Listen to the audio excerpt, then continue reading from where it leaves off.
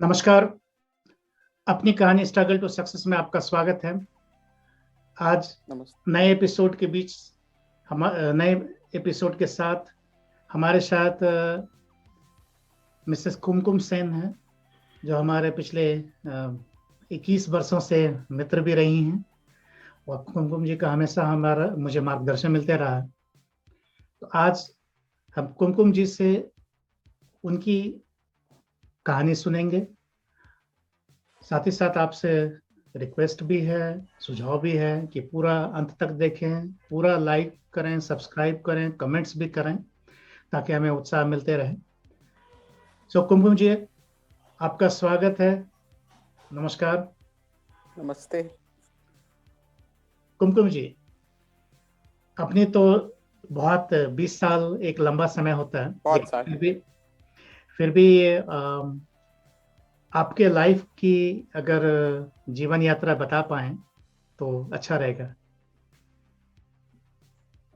आप और हम मिले थे अशलोक हॉस्पिटल में। जी। और वहीं से दोस्ती चालू हुई। जी। आप as a visiting yoga expert आते थे और वहाँ 3.25 साल हमने काम किया, जब से हमारी दोस्ती चालू हुई। और उसके बाद में हमको यही इंटरेस्ट रहा हॉस्पिटल्स में काम करने के लिए। एक तो 3.25 साल वहाँ काम किया, फिर एक प्राइमस हॉस्पिटल है, स्पेशलिटी हॉस्पिटल, वहाँ 6 महीने काम किया। और कैंसर सोसाइटी में, इंडियन कैंसर सोसाइटी में, एम्स में 10 साल every Monday as a volunteer जाना होता था। और इवन कनाडा में, ऑटवा में कैंसर हॉस्पिटल में हमने करीबन 3 साल या 2.5 साल once a week as a volunteer जाते थे। तो उसमें हमको बड़ा इंटरेस्ट आया।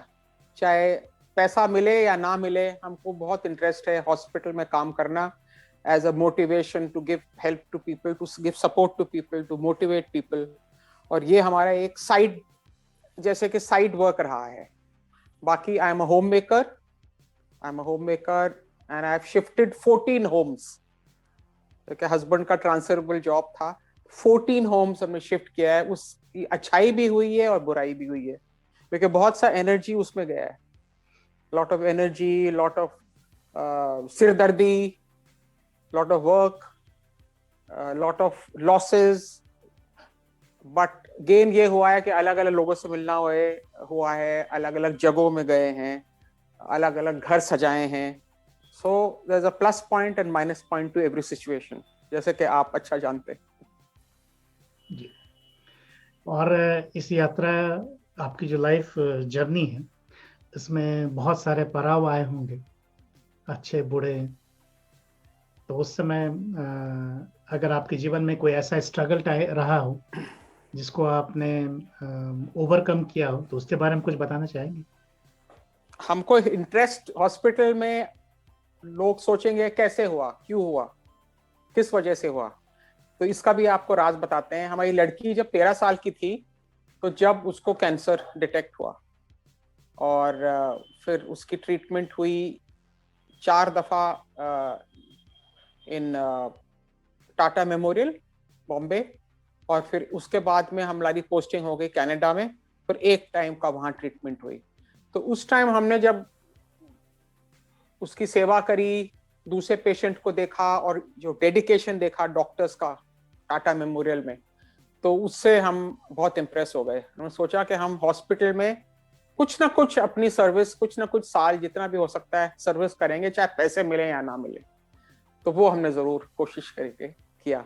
और बच्ची उसके बाद में, जब कनाडा के बाद में जब ट्रीटमेंट हुई, वो बिल्कुल सही हो गई, बिल्कुल ठीक हो गई। But it was a struggle.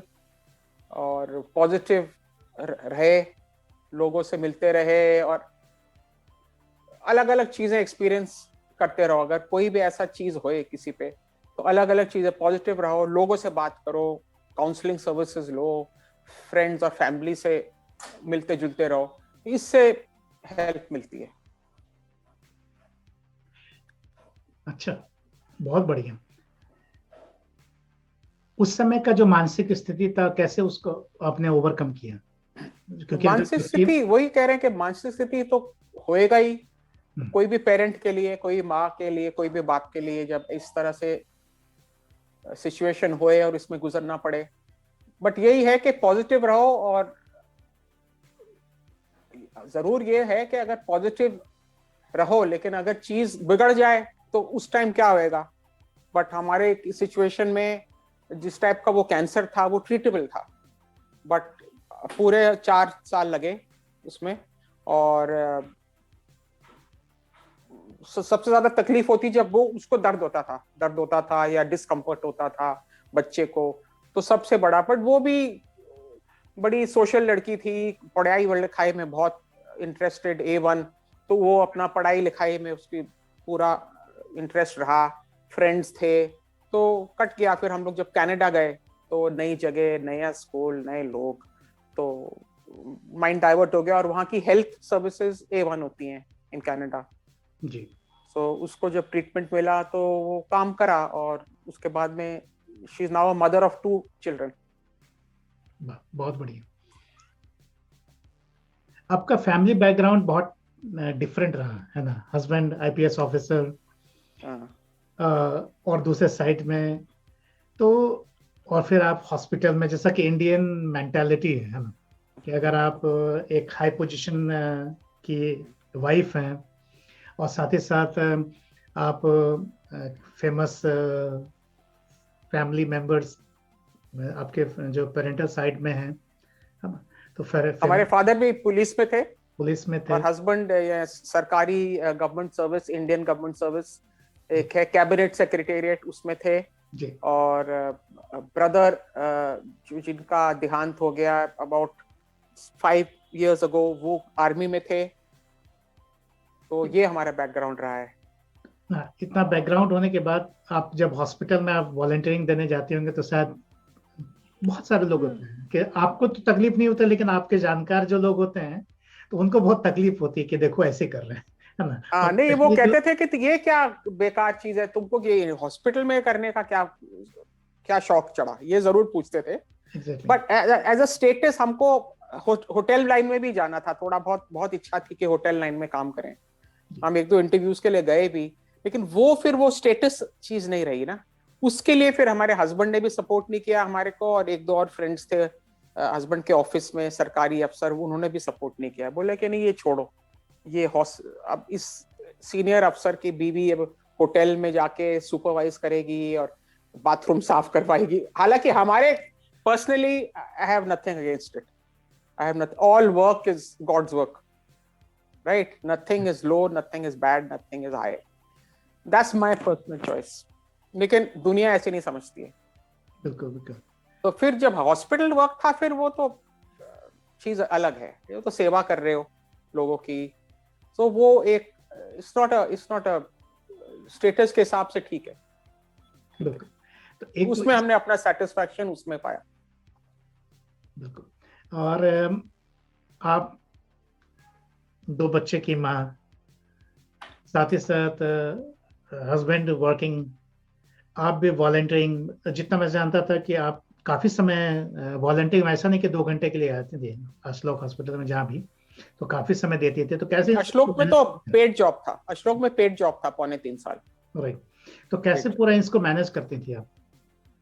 बच्चे तो बड़े हो गए थे, बड़ी लड़की अब्रॉड चली गई थी, छोटी वाली कॉलेज में थी, और सो दिन में तो हमारा फ्री थे, और शाम को काफी पार्टीज भी अटेंड करनी पड़ती थी, हस्बैंड की जॉब ऐसी थी तो ऑफिशियल पार्टीज अटेंड करनी पड़ती थी, तो क्योंकि बच्चे इतने बड़े हो गए थे तो कोई दिक्कत नहीं हुई। लेकिन जब बच्चे छोटे थे तो I was completely at home, I didn't have any job. तो आपकी लाइफ का सबसे मोस्ट स्ट्रगल टाइम आपकी बिटिया का जो कैंसर था उस समय था? सबसे बड़ा स्ट्रगल टाइम ये था। और अगर आप एक और चीज हम आपसे बोलना चाहेंगे कि हम जयपुर गए, जी। बड़ा घर बनाया हमने सोच के कि हम यहाँ खुश रहेंगे, कि पर वहाँ हमारे हस्बैंड इतने सेटल नहीं हो सके, वो खुश नहीं थे, क्योंकि उनका फिर वही स्टेटस दिल्ली में फ्रेंड्स और ऑफिस, तो वो वहाँ खुश नहीं थे। पर चलो जिंदगी कट रही थी। पर उसके बाद में हमारे एक हादसा हुआ बहुत खराब, हमारे घर में चोरी हो गई, और हमारी जो सारी ज्वेलरी थी वो खो गई, वो चोरी हो गई। तो it was a big financial loss, very big. अब I was depressed, for 1.5 years, definitely. खाना पीना सब छोड़ दिया. I had lost 10 kilos. So, but then I thought अब इससे आगे क्या होएगा, इस चक्रव्यूह से कैसे निकलें. So again, be positive and I advise everyone ऐसी सिचुएशन अगर होए तो कोई दूसरा रास्ता देखो निकलने का. आगे नहीं तो लेफ्ट नहीं तो राइट नहीं तो बैक, कुछ ना कुछ इस तरह से ढूंढो. तो हमने वही किया. डिप्रेशन था, लेकिन अब डिप्रेशन से क्या करते थे, क्या करें. तो पैसे तो थे नहीं कि कोई और ज्वेलरी खरीद लो या कुछ और खरीद लो. तो फिर हमने अपना घर ही बेच दिया. क्योंकि हस्बैंड भी खुश नहीं थे. घर बेच दिया, बच्ची के लिए घर खरीद लिया, हस्बैंड दिल्ली वापस आ गए और सब लोग खुश, फैमिली खुश. तो हम भी खुश. तो वो जो घटना थी, जो चोरी का घटना, अगर हम इसको पॉजिटिव देखें जैसा आप बता रहे हैं, तो अच्छा हुआ आपके लिए कि हाँ, अब बिल्कुल अच्छा हुआ. क्योंकि अगर वो नहीं होता तो ना तो हम वहां से निकलते. बच्ची बेंगलोर में अच्छा सा फ्लैट में रह रही है, काउंसलर है, साइकोलॉजिकल काउंसलर, वो वहां रह रही है, तो उसके लिए अच्छा फ्लैट दिया है हमने. और यहाँ छोटा सा घर है, लेकिन इनफ फॉर 2 people. और हस्बैंड भी खुश हैं. तो इसका मतलब कि जो भी घटना घटती है तो वो हमारे लिए अच्छा ही होता है. सब टाइम तो नहीं, सारे वक्त तो नहीं, ऐसा तो नहीं कह सकते, लेकिन अब उसमें से निकालना है आपको पॉजिटिव. बिल्कुल, कुछ ना कुछ निकालना है. नहीं भी आंखों के सामने नहीं है वो बात, आपको 5 साल बाद 10 साल समझ आएगी बात. बिल्कुल. आप हमारे दर्शक के लिए कुछ सुझाव देना चाहेंगे कि कैसे, अगर कभी डिप्रेशन हो, कभी प्रॉब्लम में हो, कभी स्ट्रगल कर रहे हो, तो कैसे ओवरकम करें उससे? बस यही जैसे बताया आपको कि सबकी लाइफ में स्ट्रगल आती है. और कोई आपको कहे कि आप कमजोर हो और आप ये चीज बर्दाश्त नहीं कर सक रहे, और आप कमजोर हो और आप में इतनी हिम्मत नहीं है, तो वो चीज किसी को मत कहने दो. क्योंकि सबकी कैपेसिटी अलग होती है, सहन शक्ति. कोई भी चीज सहन करने के लिए वो सहन शक्ति सबकी अलग होती है. कोई आसानी से सहन कर लेंगे, कोई इतना नहीं आसानी से. तो ये है कि किताबें पढ़ो, मोटिवेशन टॉक सुनो, चाहे रिलीजन में जाओ, और फ्रेंड्स को मत छोड़ो. फ्रेंड्स के साथ डाइवर्जन करो, अपना माइंड डाइवर्ट करो. So that helps. और एक टाइम था जब आप और हम इतनी बातें करते थे. आपका बुरा वक्त, हमारा बुरा वक्त, सबने एक दूसरे से शेयर किया है. So that helped you and helped me also. That's true. Isn't it? Right. So many years ago. Yeah, right. Absolutely. Perfect. Yeah. बिल्कुल सही कहा आपने. सही है, आपने बिल्कुल सही कहा कि जब आपका स्ट्रगल पीरियड हो तो आप अपने आप को पॉजिटिव रखें, साथ ही साथ आप अपने फ्रेंड्स के कांटेक्ट में रहें, फैमिली के कांटेक्ट में रहें, उनसे बात करें और अपना दूसरा रास्ता ढूंढें. और साथ ही साथ ये विश्वास रखें कि आने वाला भविष्य आपके लिए बेहतर ही होगा. किसी तरह से, इस तरह से नहीं तो किसी और तरह से. बहुत बहुत धन्यवाद कुमकुम जी, आपके बहुत अच्छा लगा आपसे मिलके. हैप्पी दिवाली, शुभ दिवाली. धन्यवाद. Thank you. आपको भी विशिंग यू हैप्पी दिवाली.